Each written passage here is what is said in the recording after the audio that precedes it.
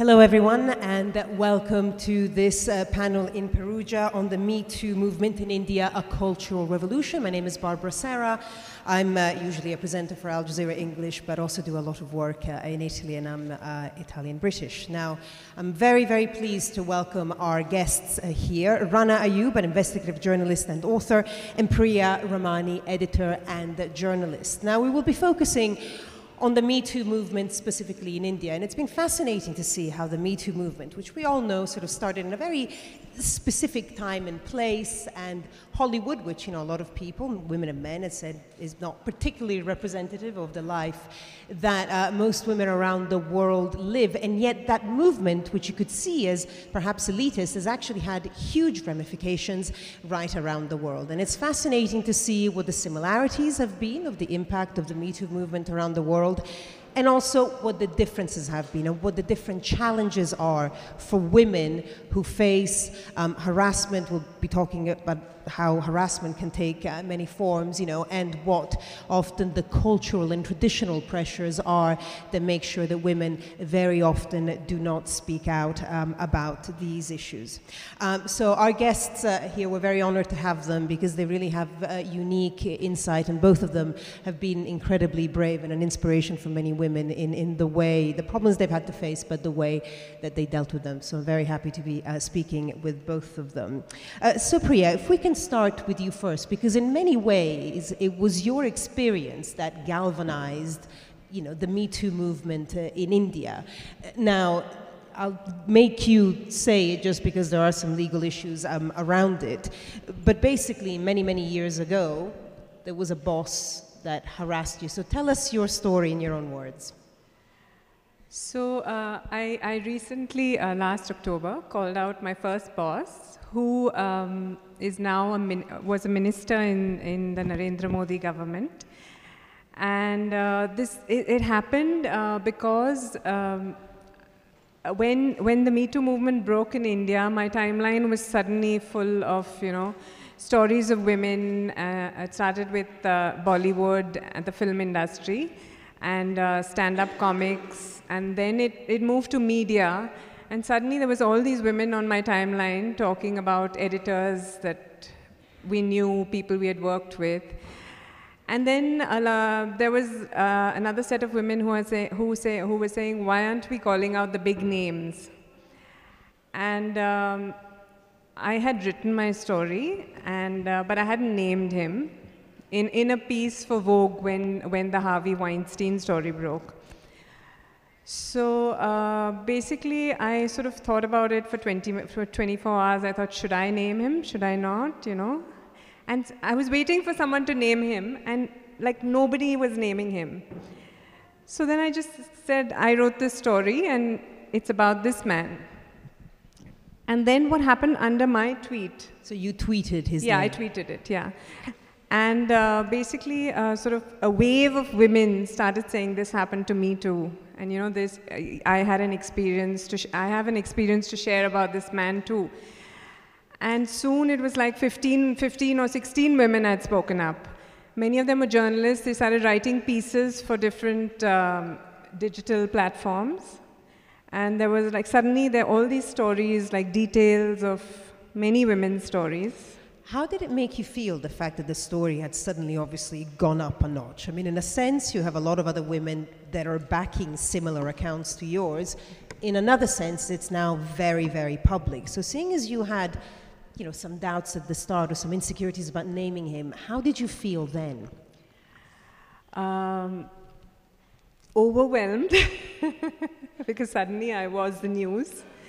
And also good, I mean, that I was glad that I had finally, like, the story that I'd kept hidden for 20 years, I was able to sort of share it with everyone. And the support was overwhelming from Indians on every side of this political spectrum, from, you know, like...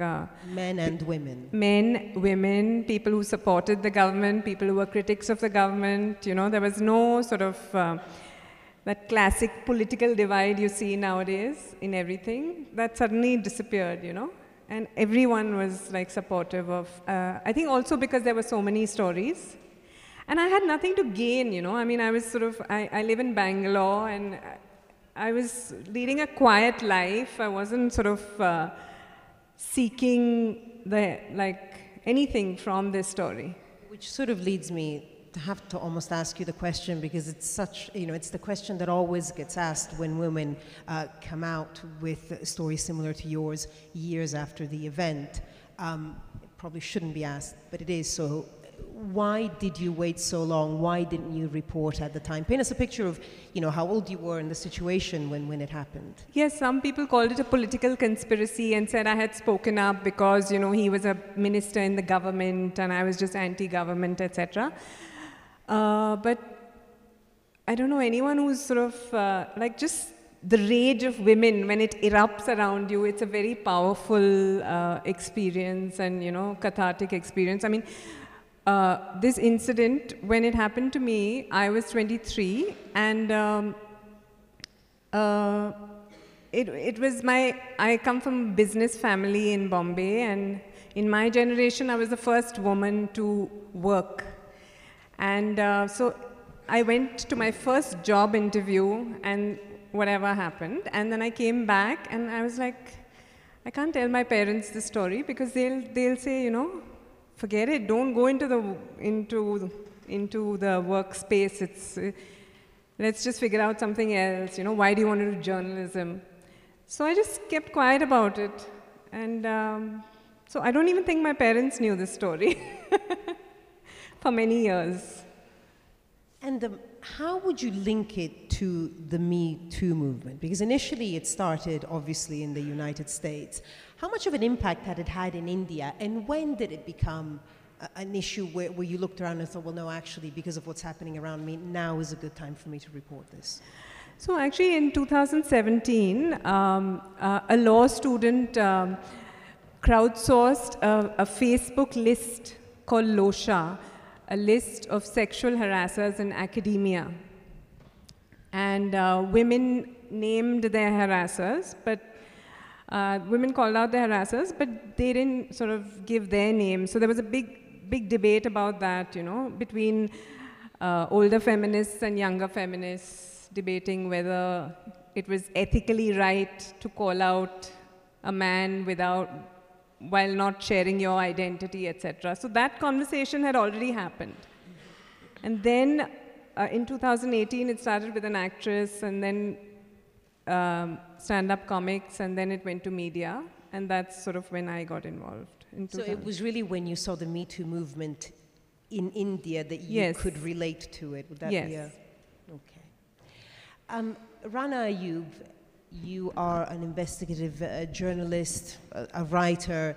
You started writing about what you were seeing around you. Just describe it. You described it as a sort of cultural revolution. How did you see the Me Too movement in India develop? I mean, I was very surprised that something like this was actually happening in India, because I remember when the Harvey Weinstein, you know, when these revelations were being made, and, you know, we journalists would speak to a lot of actors from the Indian film industry and say, oh, we all know our predators, but we can't talk about it. So nobody really thought that Indian women would actually call out their predators and those who had harassed them. It happened with this actress called Tanushree Datta, who had left the film industry 10 years ago, and she had gone into oblivion completely. And then she came back and she called out one of the topmost Indian film actors, and that kind of spiraled into this movement where it began with journalists, and journalists started calling out, you know, their editors, and interns called out their former editors. It was nothing short of a revolution in India. I mean, a society which is patriarchal, where there's so much, you know, virtue placed in a woman's character that, you know, if a woman says something about being harassed and molested and raped, which means, oh my God, you will be unacceptable. You cannot be married after that. You cannot be engaged. So it's tough for women to speak about their predators, people who have, you know, violated them. This was nothing short of a revolution, because, like, whether it was Priya, whether it was the actors, whether it was actors who had a lot at stake, there were people who had so much at stake, and they were still speaking out. I mean, that was a sight to behold, and I think it was a big moment for India. I I didn't say it at the start, I just want to remind the audience there will obviously be a space for questions at the end, so we're going to leave quite a chunk of time for that. Rana, just staying with that, it's very interesting, the story about the Indian actress who had left and then come back. Do you think that you need to see it around you to have the courage or the belief that if you do speak out against this kind of abuse, it will lead to a positive conclusion? So I'm just thinking, is it because the Indian actress had actually seen it around in the United States and she thought, well, okay, if it's working here, then why can't Indian women also fight back? Do you think that plays a part? Yeah, I think, this ironically happened around the first year anniversary of the Harvey Weinstein case in the US, and this is around the same time Tanushree Datta spoke up. And I think we came to a point where remaining silent was not really an option. It was not just about, somebody is raping somebody or molesting somebody. It was also about women being subdued and not allowed to speak. And many of us also understood the contours of sexual harassment and molestation. For instance, when I got called on Me Too panels, I wondered why was I being called till the time that I realized that what happened with me last year was also a part of Me Too. I'm an investigative journalist in India, and I have been reporting against the right-wing majoritarian government in India led by Prime Minister Narendra Modi, and I have been a vocal critic of the government. I have gone undercover and done an entire sting operation on the government. Each time I have done a big story or an investigation, the only way that I have been targeted is online threads wherein I remember in 2013 when I did a very big story targeting an Indian intelligence official who was affiliated with the government. There was a Twitter trend that said Rana Ayyub sex CD, and that sex CD hashtag ran for 3 days, and there were people morphing my image with random people every day. Last year, I realized this, it's quite difficult to talk about. So last year I was given this award of being the Youth Icon of the Year by a leading magazine.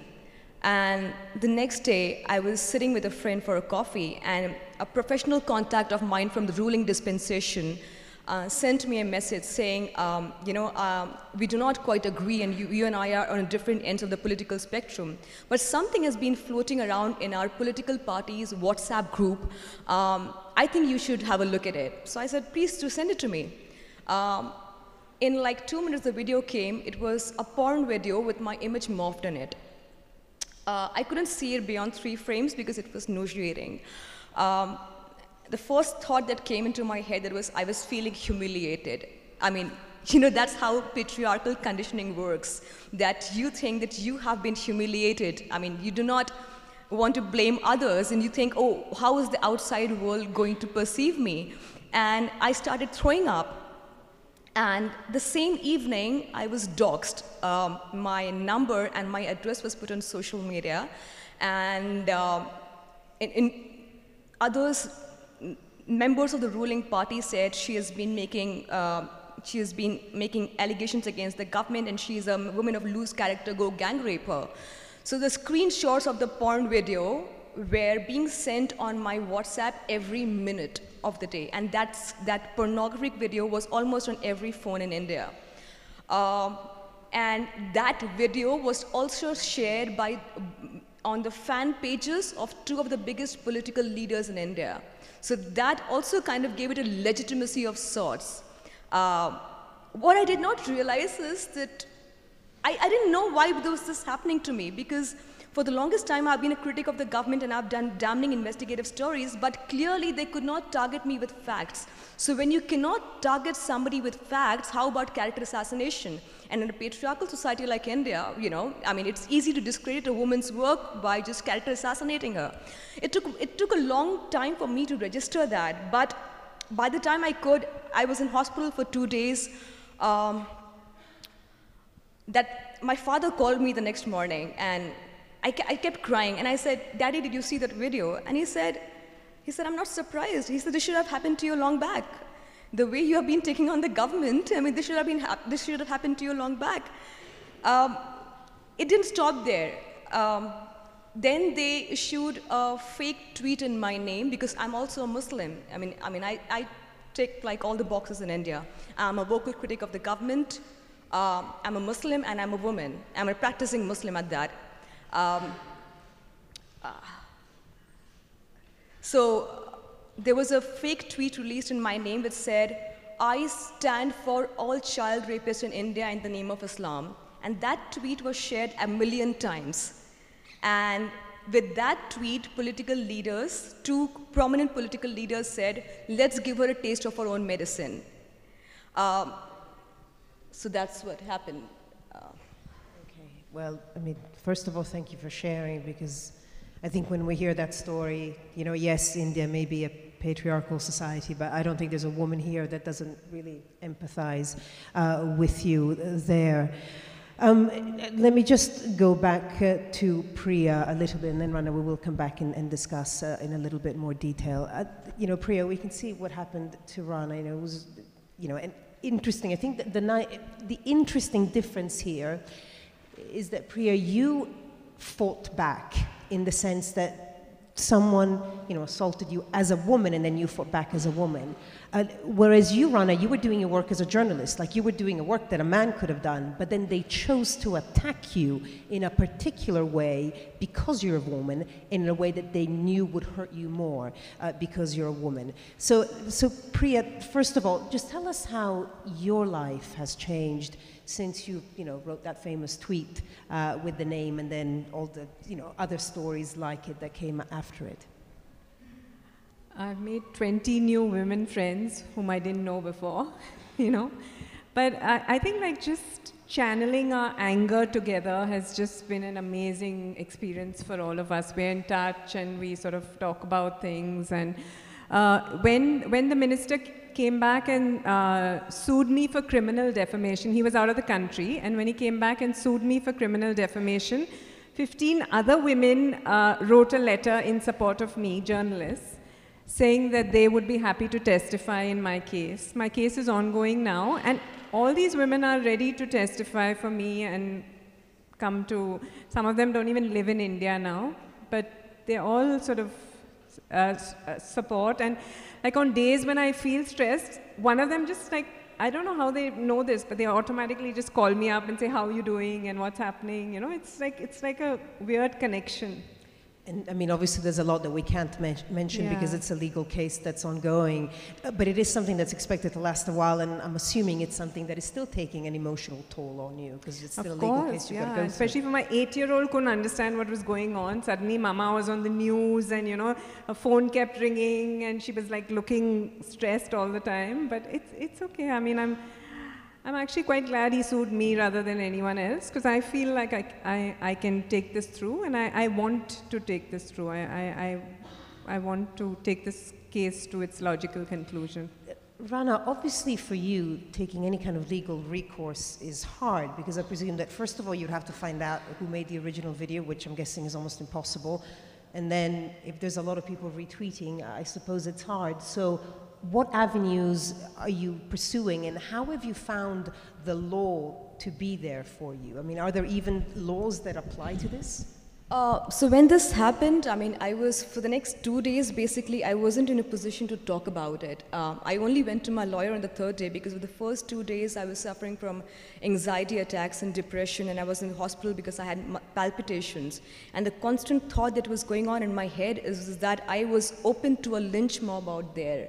And if I go out, I mean, as it is, I am a target for the nationalists out there. If I go out, I'm like, it's like a lynch mob has been unleashed on me. The 3rd day, when I went to the police station to file a complaint, the person said, the police inspector said, "So when did you first see the video?" So I said, "I don't remember the time." He said, "Remember the time and go to that police station to register the complaint."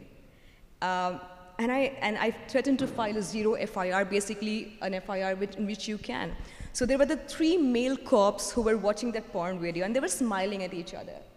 And it was just, and you felt, again, I would use the term humiliated, I know, and I was sitting there, and I felt like, okay, I am a prominent journalist in the country. If this can happen to me, I can imagine, and this is a popular form of, I mean, you know, when women are outspoken, this is how you kind of tame them, right? If it was any other woman who would have gone to the police station, how could the cops have treated her? A week later, the magistrate called me to record my statement. I gave the screenshots, I gave all the messages that were coming on my phone every minute. All the evidence has been given. It's been 1 year, and I think 12 reminders later, nothing has happened in the case. Because I've also got death threats, the only thing that the Indian government has so far suggested is that they can give me a license for a gun to protect myself. Now, I'm not going to go kill people willy-nilly, but that's the only solution they've offered. But a good thing is emerged. I remember when this happened, and I was crying when the video came, and I called Priya the next morning, and I said, they would have rather killed me than doing this to me, because this is unbearable. At that point of time, it was unbearable. The thought that that porn video with my image was on every phone in India, that thought was unbearable. But what it has done to me is it has made me fearless now. Is that like, what worse can you do after this?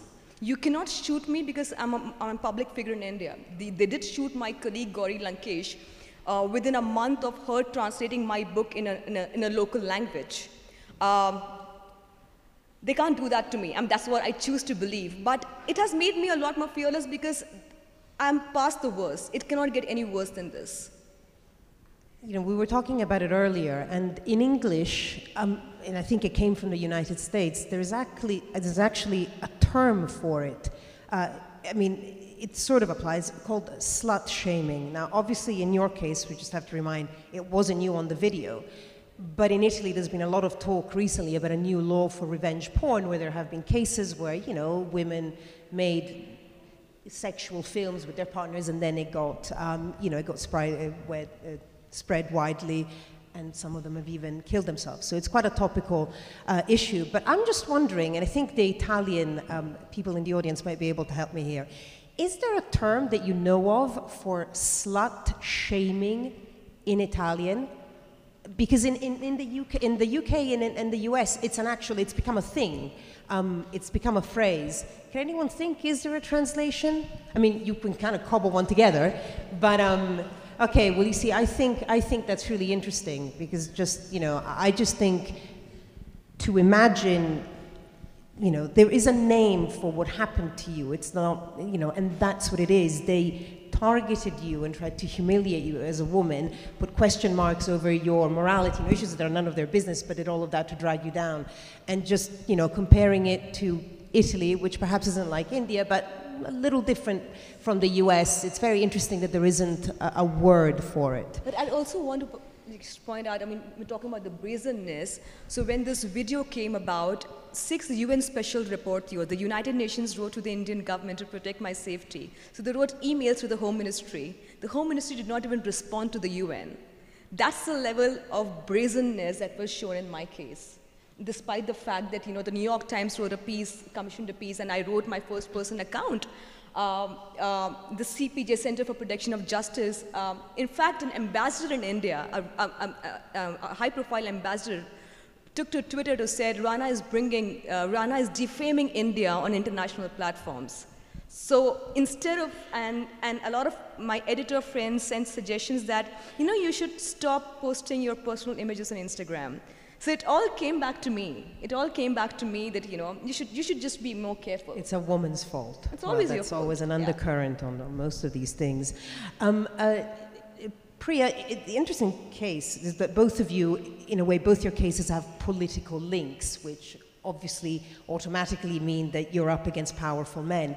And sometimes an accusation that's made about the Me Too movement everywhere is that it's quite an elitist movement. It starts with Hollywood stars, which obviously lead pretty unreachable lives, and that it doesn't account for a lot of the, the fears and the dangers and the situations that ordinary women, and also very poor women, and in India, women of lower castes, which adds another dimension to the issue, it doesn't speak for them. Priya, how would you reply to that accusation that is made quite often, sometimes from women as well? Yeah, I just feel like every drop counts. Every woman who speaks up counts. And if this is not a platform for some women, they have other platforms, and it just adds up. Together we've got to just do whatever we can. Otherwise, if you look at it as a whole, it's overwhelming. I mean, you know, from child, like 1 in every 2 children is sexually abused. Growing up in India, you know, you're in the public space, there's very few women, and there's constant, like, attacks on, like, in public transport, as a schoolgirl. You know, we've, like, gone there through... have been some really horrific cases coming out of India, which perhaps people who aren't familiar with India just don't associate that kind of misogyny and danger for women with the country. I mean, I'm thinking of the little girl that was raped and killed, and then all of a sudden attacked on a bus. Can you tell us both, but Priya, if you want. Yeah, you talk about it. So, an 8-year-old tribal girl was... Can you explain what tribal girl would be? Basically, these nomadic groups in Kashmir. So, an 8-year-old girl called Asifa, she was raped and she was taken into the temple premises. She was starved and she was sedated, and there were a group of men who kept on raping her for 3 days. And she died, of course, because of the trauma.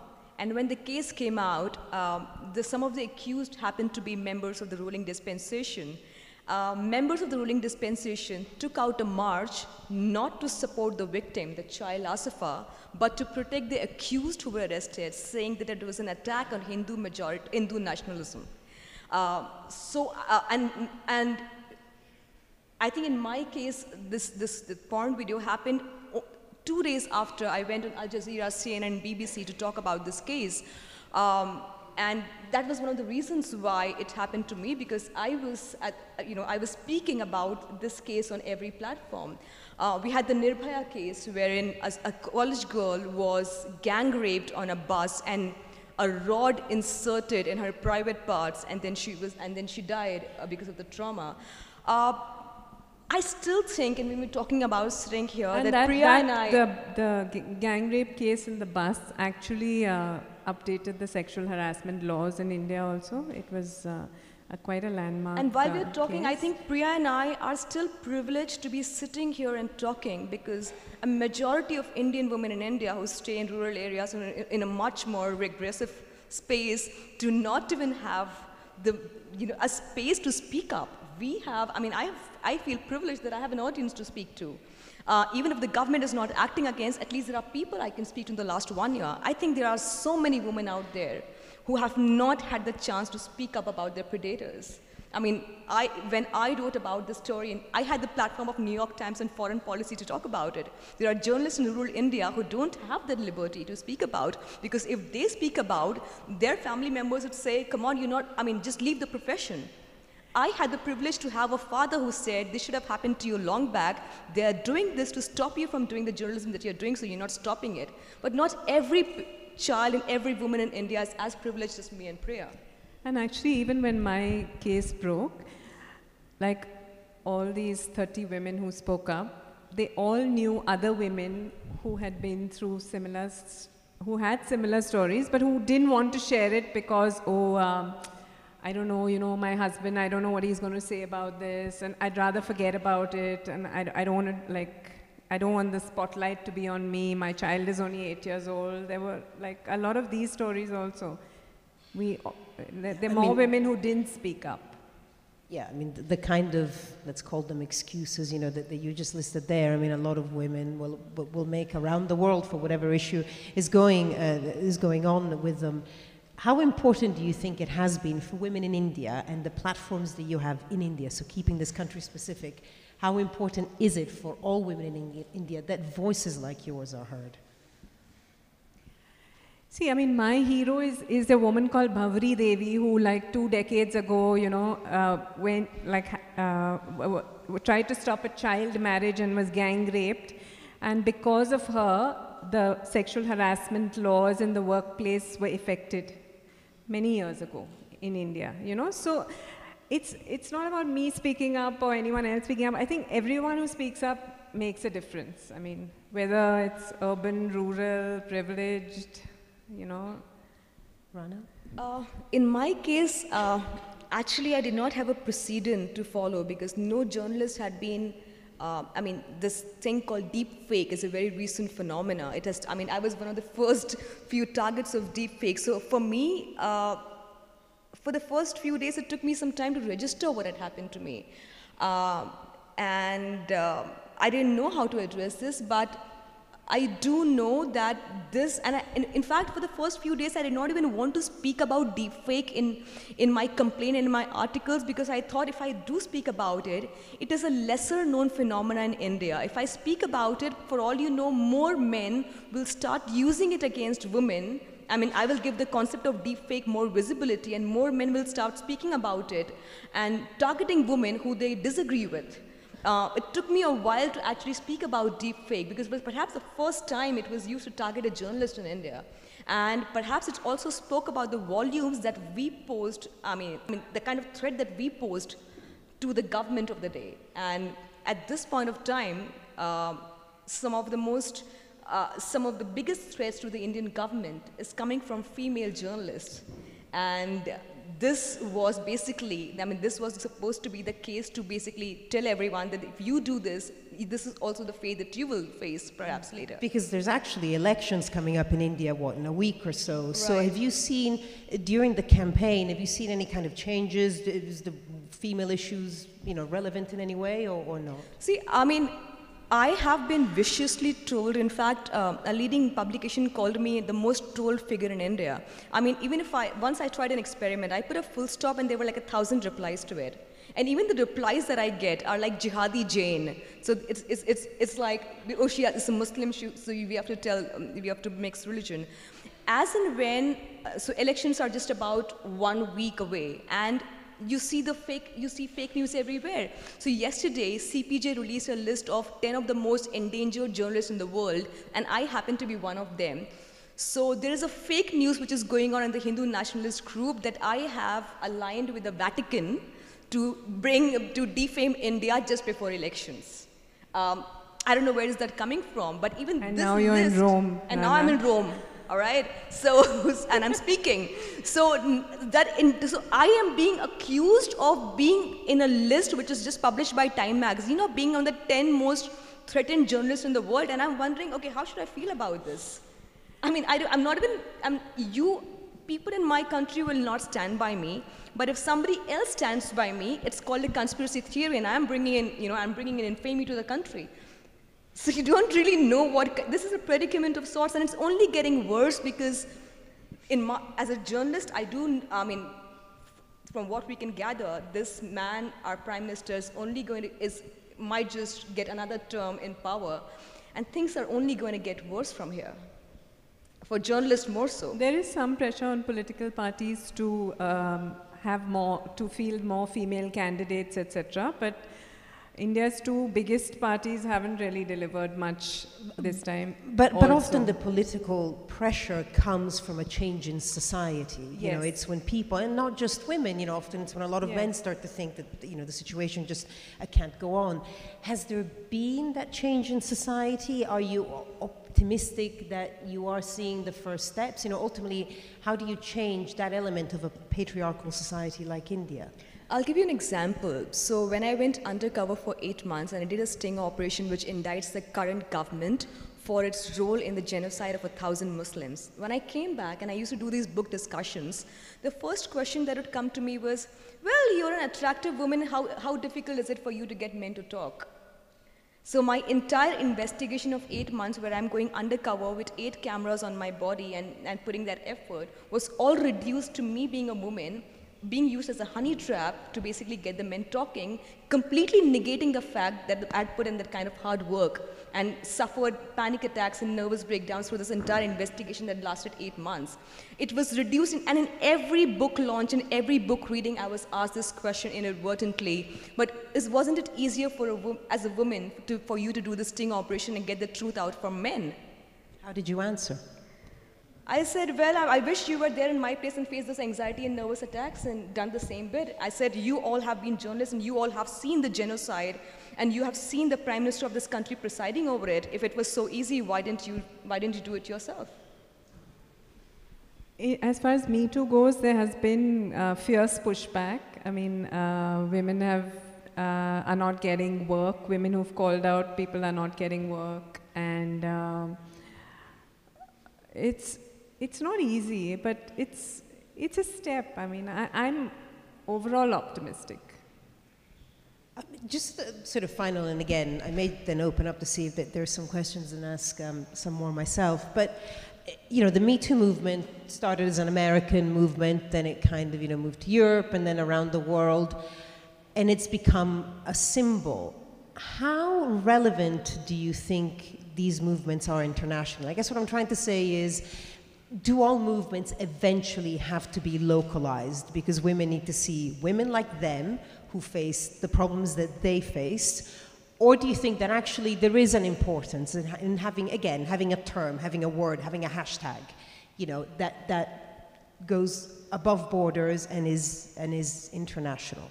Yeah, I think you need both. I mean, the grassroots movements and pushbacks have been there for decades now in India and every country.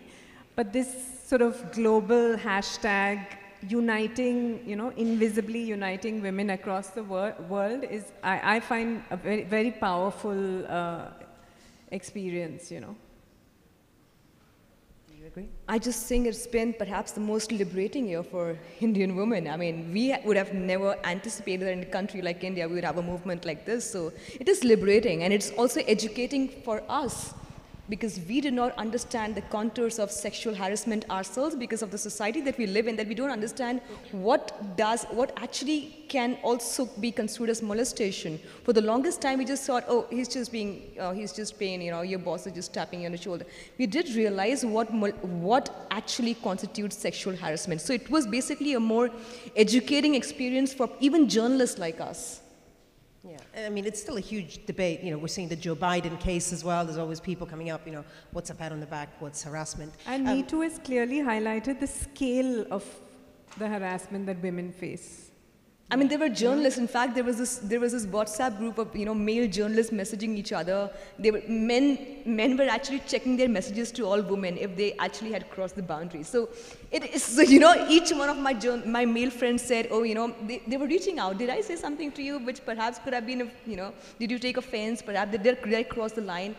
It's, you know, it's sensitized people to what harassment really is. You know, that leads me to an interesting question, because I do think there is a lot of insecurity from a lot of men in a lot of different countries as to, you know, what is permissible, what isn't. Now, you'd think it'd be common sense, but sometimes, you know, moralities change. And men, I think, are crucial in this. It cannot just be a fight for women. So how would you get more men involved in India? This time around, I think there were many men were at the forefront, but not as many as perhaps we would have expected to, you know, to perhaps speak up. It was more women who were coming out in solidarity of each other. You saw a lot of men defending their boys' club. It will take a long time for men to actually, you know, be equal stakeholders in this Me Too campaign.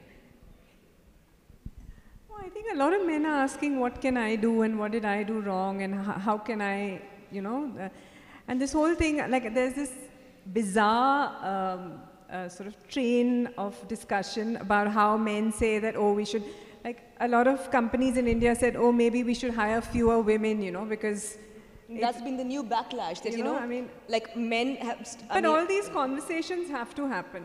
Let them all come out, and it's just like an airing of all our prejudices and... Well, we're sort of 3/4 of the way in, so I'm just wondering if there's any questions from the audience. Okay, there's loads, so that's... so mics are coming. There's a lady there and then a lady there, so we'll do the first two ladies first and then I'll come to you. That's why I've left plenty of time for everyone to get their questions in. Hi, I'm Yasmin Alibai Brown. I'm a journalist. Rana, you raised something which is really important. I've been finding it difficult to get visa to go to India to do work. And the reason given to me 3 times was that I wrote negatively about the Delhi rape. Right. And I did ask them at the High Commission how I was expected to write positively about the Delhi rape. Maybe they could give me some guidance. But the thing that you raised, which is very important, I think, particular to some countries, is that the nationhood argument, that Me Too or criticism of even the Delhi rape brings down the nation's name. And I'd love to know how you counter that, because it is a very nationalistic government, which you're probably going to have for another many years. I mean, yes, we are going to have a nationalistic government, and every criticism of the government at this point of time is being conflated with the idea of nationalism, that if you do not agree with us, you are against the nation state. And that is not just about misogyny or Me Too, it's about everything else. It's about the recent Indo-Pak, we were almost on the brink of war. So if you doubted anything that was given by the Indian government, and you were seen as an anti-national. Each time I went on television to speak about the rape of the 8-year-old girl Asifa, or I spoke about the Nirbhaya case on CNN, the questions that were asked me of why didn't she speak about it on an Indian channel? Why did she have to go on an international channel to speak about it? So everything is conflated with ideas of nationalism. So much so that one of the journalists who made a film on the Nirbhaya case,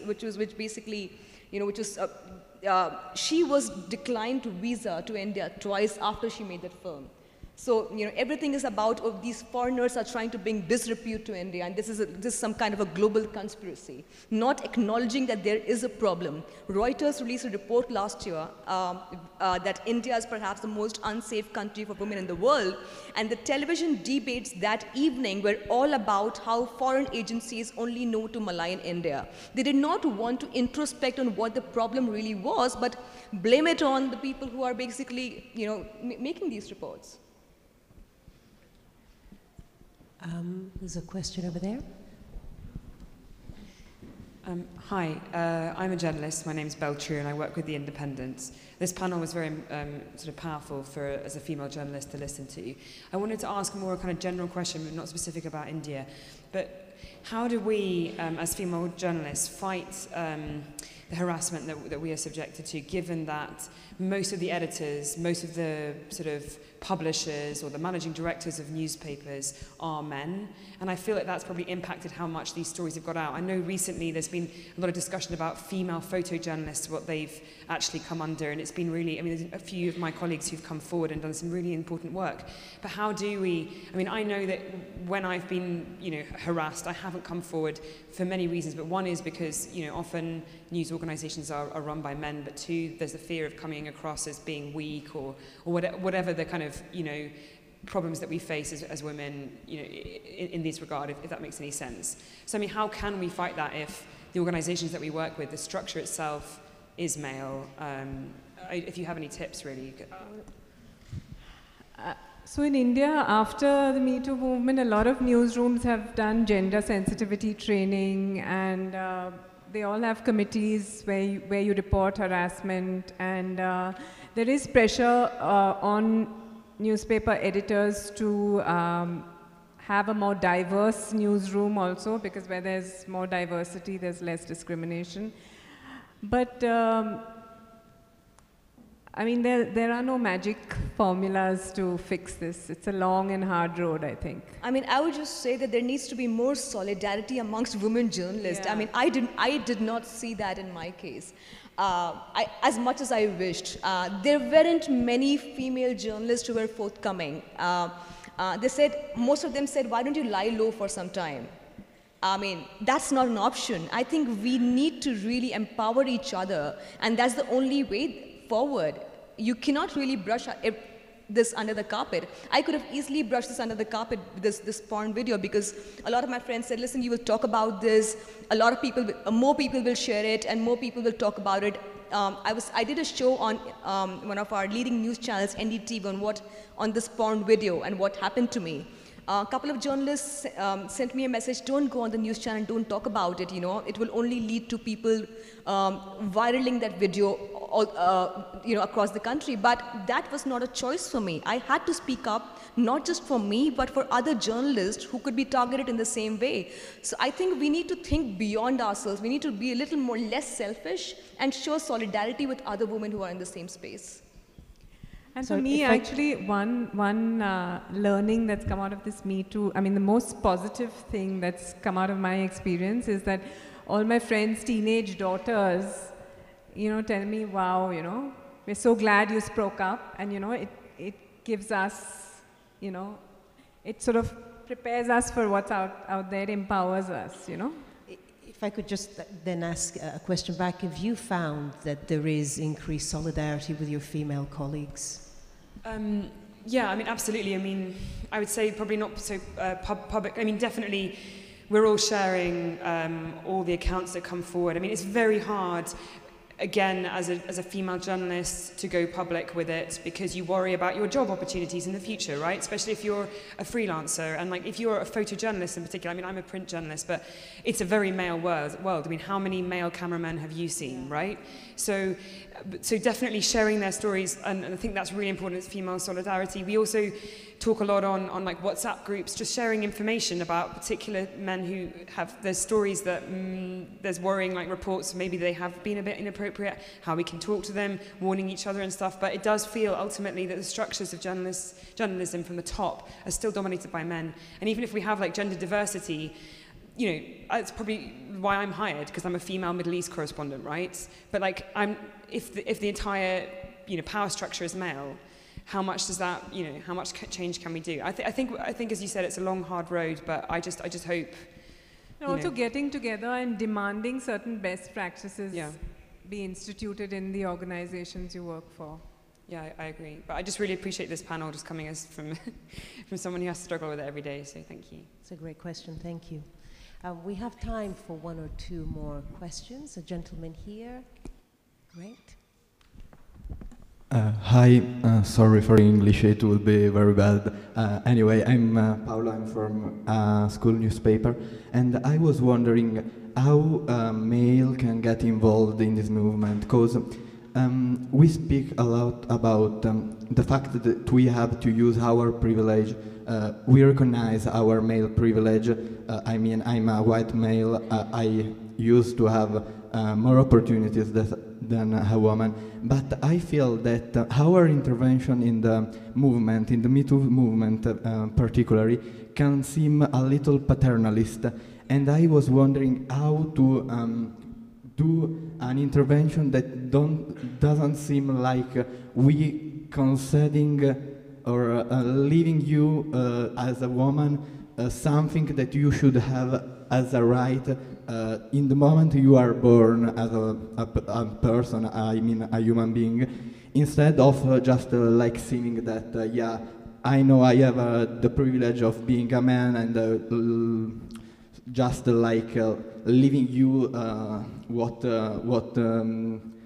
I have, but don't really fighting for the equality, just fighting for, not even fighting, just I feel that the support that we as male tend to give to the movement seems always to be just something you use as a mask to pretend to be someone that gives help to someone who really don't help at all. Yeah, so I think the first thing men have to do is learn to be quiet and listen to women's stories rather than give their opinions on what they think about women's stories. And if you do want to speak about it, you should speak about it to other men who are saying stupid things every day, you know? I mean, there's so many boys' clubs and all-male WhatsApp groups and bars where, like, locker room conversation goes on. You can contribute there and try to change the conversation there and amplify women's voices.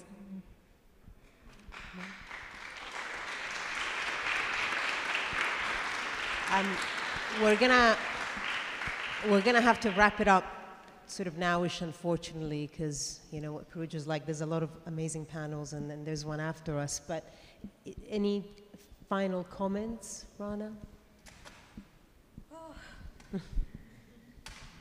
I just hope this stops. I just hope that we are able to do our work without this fear that, okay, I'm going to do this story and this is going to happen all over again. I hope, I mean, I'm glad what he said. He realized his privilege. I hope men also realize that they have this privilege and they used to basically empower other women. I hope they learn from my example. And ensure that it does not happen to any other woman in the future, because I dealt with it. And I'm not sure if any other woman would. I'm not sure if others would be privileged to have parents like mine. And that's a big privilege that I have.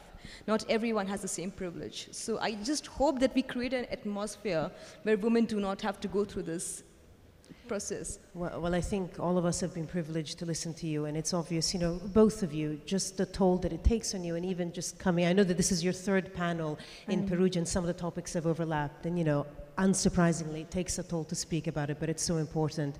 And really, we thank you from the bottom of our hearts. I want to say one thing. I feel like male bosses need to step up.